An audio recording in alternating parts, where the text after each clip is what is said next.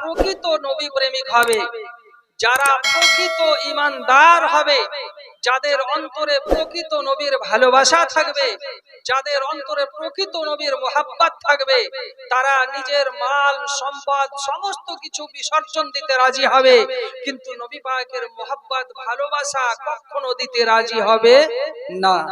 হযরতে আব্দুল্লাহ জুল বাজাদাইন আজকে প্রমাণ করে দিয়েছেন যে নবীর মুহাব্বতটা কেমন, নবীর ভালোবাসা কেমন, যে নবীর মুহাব্বতের জন্য, নবী পাকের ভালোবাসার জন্য নিজের এলাকা ছেড়ে, নিজের দেশ ছেড়ে, ধন সম্পদকে বিসর্জন দিয়ে, টাকা পয়সাকে কুরবানি দিয়ে আপনার খালি হাতে নবী পাকের দরবারে এসেছেন, কলমা পড়েছেন, মুসলমান হয়েছেন, যুদ্ধের ময়দানে গিয়েছেন, শাহাদাত বরণ করেছেন।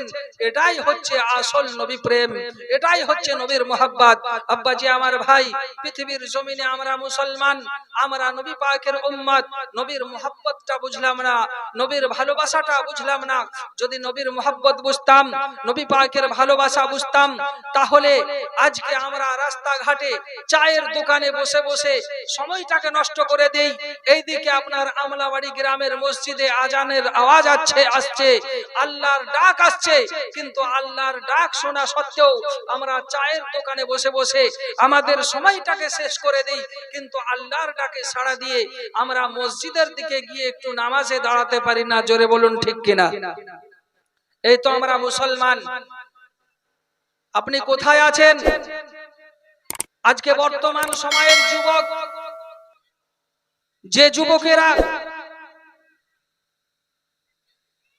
এমনই পরিস্থিতিতে চলে এসেছে, এমনই একটা জায়গাতে পৌঁছেছে, মসজিদে আজান হচ্ছে আর যুবক বড় বড় ডিজে বক্স বাজিয়ে আপনার এই গ্রামের মাটিকে কাঁপাচ্ছে।